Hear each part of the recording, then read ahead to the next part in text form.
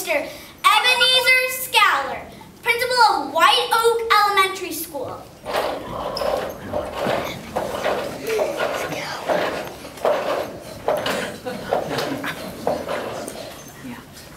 Mr. Scowler, sir, I'm leaving for the night. Are you sure you haven't changed your minds about Earth Day? Yes, I am sure. What is so important about Earth Day anyway? Our environment is just fine the way it is. Tomorrow is just another day on my calendar.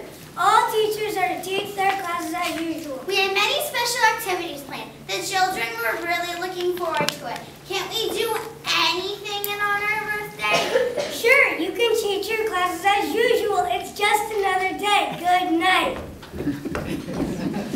Earth Day, bah humbug, no purpose, a waste of time, nonsense. Who's there? Hello? Mr. Scowler, hello? Are you ready to go? We have a lot of ground to cover.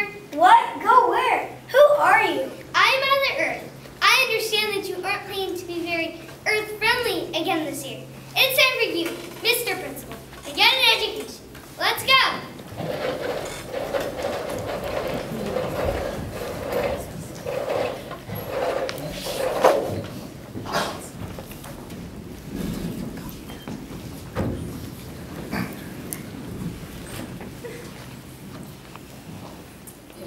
Scene 2, the past. White Oak Elementary School lawn, April 22nd, 1970. Mr. Scowler simply blinked once and found himself in a familiar place.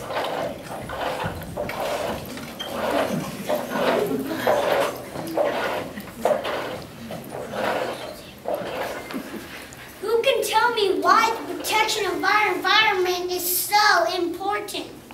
Because you don't have clean air to breathe, a place to play, or clean water to drink. That's why we need to start recycling our trash instead of always throwing it away, or worse, on the ground. What have you done to help the environment? I have started saving my soda cans in glass jars because they can be recycled right in front of the garbage can.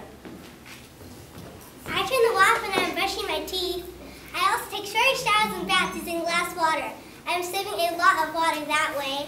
Right! Another thing you need to remember is to follow special instructions when trying to get rid of paints, pesticides, and household cleaners.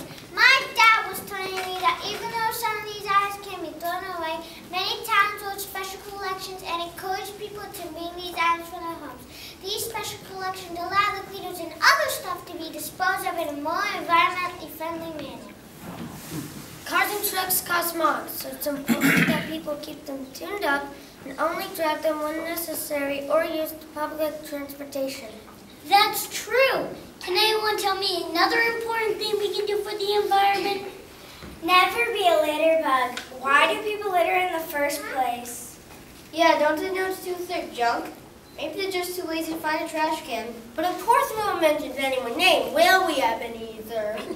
I know this place. This is my school, but everything is so different, so... Clean? Yes. This April 22nd, 1970, the first Earth Day. We are invisible to that, but listen to what the other children and their teachers say. Why should we care about the Earth? It's been here a long time, it'll be here a while longer too. Why does everybody get so upset about wasting water or a little bit of trash on the ground? Ebenezer, water is a precious resource and there's a lot of trash everywhere. It's gross. We can't replace clean water when we've used it all. Most of the stuff on the ground doesn't go away. Or, what do you call it? Decompose?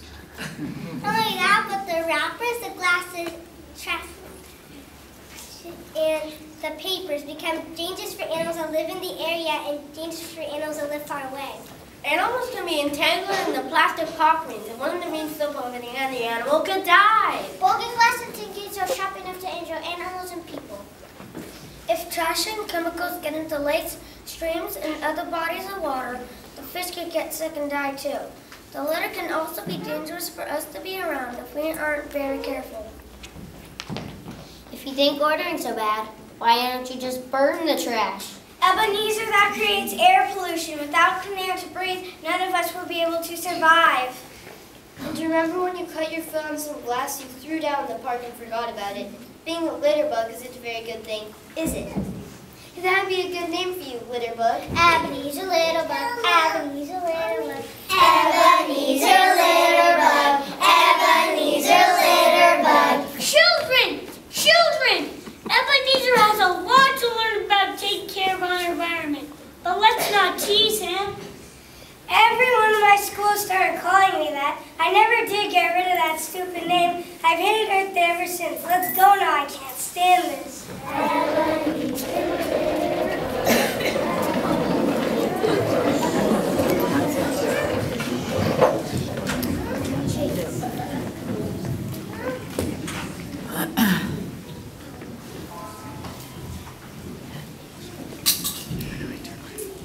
Scene 3, the present. White Oak Elementary School front lawn, April 21st, 2010.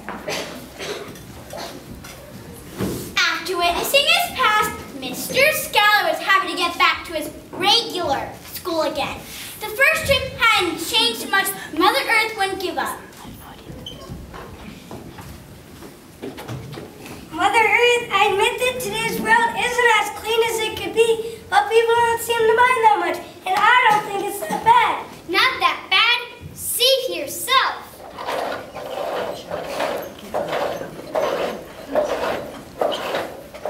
Where did all of this trash come from? I don't remember it being here before.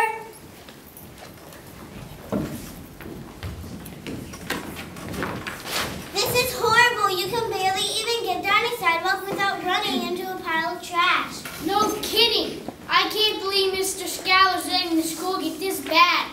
He won't even let us recycle paper or cans or glass. Well, you know how he is. I think he likes it when the school is this messy. Why else would he leave things as they are? Who knows? I'm always glad to get home and away from the smell of trash and garbage piling up in the garbage cans. There's nothing like the scent of old lunches baking in the sun, is there? Has anybody noticed anything weird about the sky? It's kind of brown or hazy or something. There's also a funny smell in the air, too. Oh, that's just the factories, cars, lawnmowers, and other gas-powered equipment creating smog. It fills the sky with smog. Though today things seem a little foggier than usual. I'll bet old Ebenezer is having a great day. A school full of trash and a sky full of smog. I'm not putting that smog in the air, and I'm not the one making the school look like this. I didn't throw down all of this trash. But you do litter, and you don't do anything about the litter. You set the example. These children watch you litter. You don't take pride, so they don't take pride in their surroundings. It stays there, the mound grows, and no one does anything about it, because you won't support their efforts. If you don't care, why should the students? So how do things look to you now? My oak tree. This is the tree I used to nap, read, eat lunch, and relax beside when I was a boy. What has happened to it? Air pollution, acid rain, trash thrown down around it. You know, the usual stuff. The result is environmental abuse and neglect. I'm not responsible for all of that. No, Ebenezer, but we all share the responsibilities of protecting our earth. We all must do our part. Will the tree die? Can I help it? That's our school tree. White Oak Elementary School must have its white oak tree. It's not just one tree, Ebenezer. The grass is dying. There's trash everywhere, including the lakes and streams right here in our own town. And your building is turning black from all this smog. Pollution is ruining your school. We have one final place to go on our trip.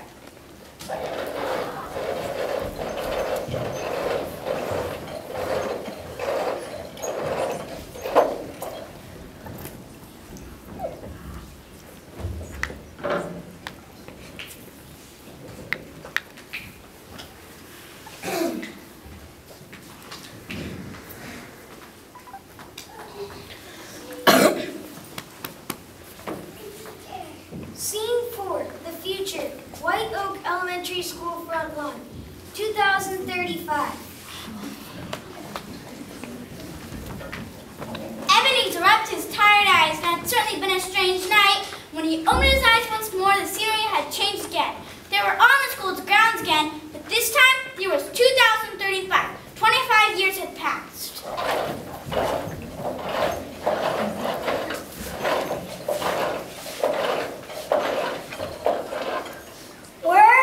We haven't gone anywhere. All right, when are we? This is the future White Oak Elementary School. This place isn't a school, it's a dump. You can't even see the ground, there's so much trash.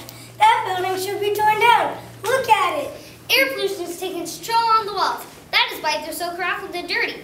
The mayor condemned the school, declaring it's unfit place for children, and all the kids had to transfer to schools in other towns. What happens to me?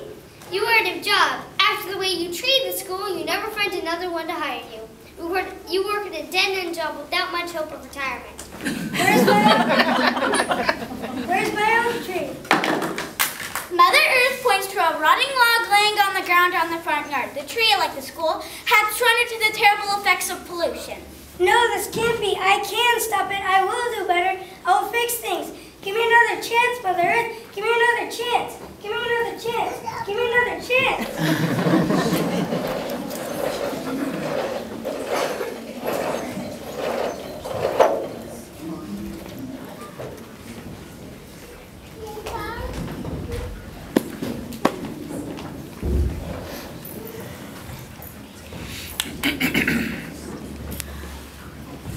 Scene 5, Principal's Office, morning, April 22nd, 2010.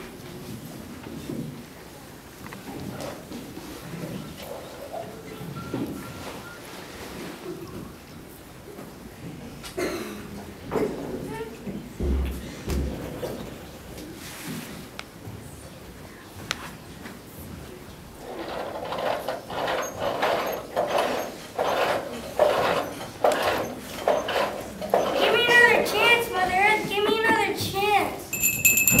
I'm back in my own office. Good morning, Mr. Scholar. Here's your newspaper and daily announcements. What day is it? It's April 22nd, sir. It's Earth Day. I didn't miss it. We have to get moving. Can you make the announcements while I get ready? Sure, Mr. Scholar, not a problem. Attention all staff and students. Attention all staff and students. In case you have forgotten, today is Earth Day. In honor of this special day, we will have an all-school cleanup starting in 10 minutes. Classes should meet Mr. Scholar by the white oak tree.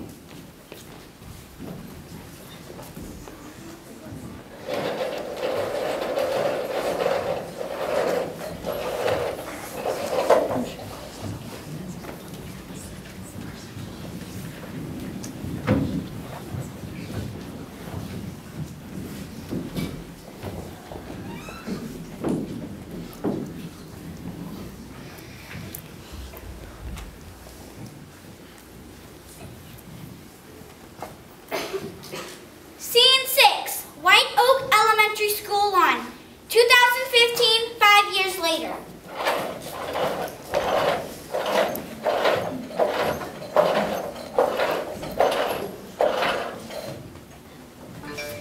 This place is great. I remember when I first came here. This place is a mess. Wasn't it on Earth Day that when we had that big cleanup, everyone got involved? It was almost as fun as that time after that we helped clean up around the town's ponds and streams. Yeah, and it was neat of how our recycling programs would help pay for trees, bushes, and flowers we had planted.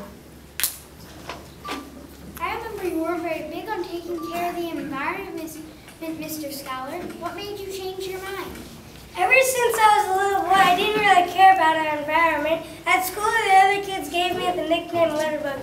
I didn't think pollution was any big deal, but a good friend convinced me that I was wrong. Oh, lunch is over. Time to go to your next class. Since you've done so much to help the environment in these past years, you want to be called something else.